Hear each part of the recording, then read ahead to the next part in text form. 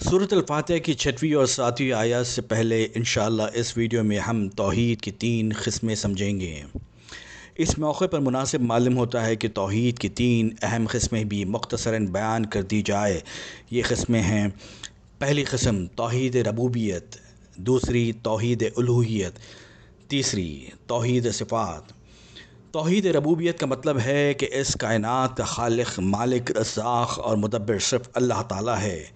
اس توحید کو ملاحدہ اور زنادقہ کے علاوہ تمام لوگ مانتے ہیں، حتیٰ کہ مشرکین بھی اس کے قائل رہے ہیں اور ہیں، جیسے کہ قرآن کریم نے مشرکین مکہ کا اعتراف نقل کیا ہے۔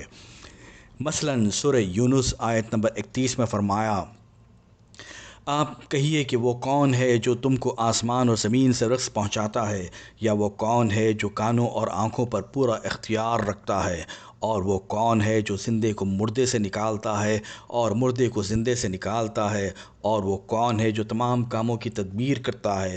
ضرور وہ یہی کہیں گے کہ اللہ۔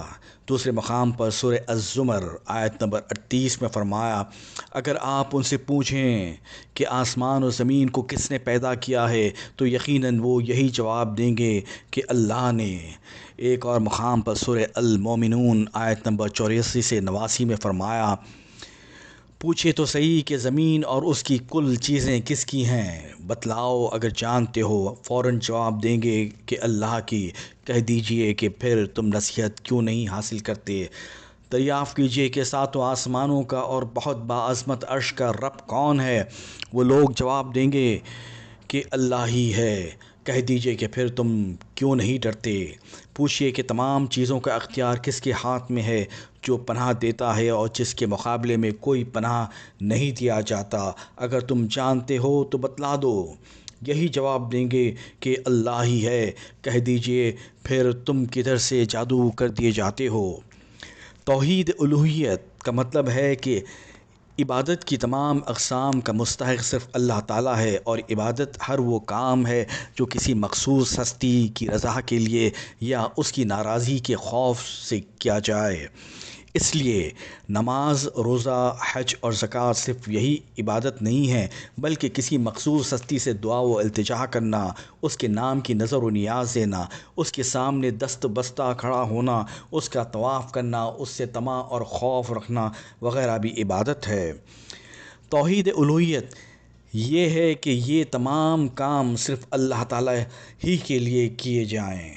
خبر پرستی کے مرض میں وہ مبتلا عوام اور خواص اس توحید الوہیت میں شرک کا ارتکاب کرتے ہیں، اور مذکورہ عبادت کی بہت سے قسمیں وہ خبروں میں مدفون افراد اور فوت شدہ بزرگوں کے لیے بھی کرتے ہیں، جو سراسر شرک ہے۔ توحید صفات کا مطلب ہے کہ اللہ تعالیٰ کی جو صفات قرآن و حدیث میں بیان ہوئی ہیں ان کو بغیر کسی تعویل و تحریف کے تسلیم کرے، اور وہ صفات اس انداز میں کسی اور کے اندر نہ مانے۔ مثلاً جس طرح اس کی صفت علم غیب ہے، یا دور اور نزدیک سے ہر ایک کی فریاد سننے پر وہ قادر ہے، کائنات میں ہر طرح کا تصرف کرنے کا اسے اختیار حاصل ہے، یہ یا اس قسم کی اور صفات الہیہ، ان میں کوئی صفت بھی اللہ کے سوا کسی نبی، ولی یا کسی بھی شخص کے اندر تسلیم نہ کی جائیں۔ اگر تسلیم کی جائیں گی تو یہ شرک ہوگا۔ افسوس ہے کہ خبر پرستوں میں شرک کی یہ قسم بھی عام ہے، اور انہوں نے اللہ کی مذکورہ صفات میں بہت سے بندوں کو بھی شریک کر رکھا ہے۔ اللہ ہمیں اس سے محفوظ رکھے، اللہم آمین۔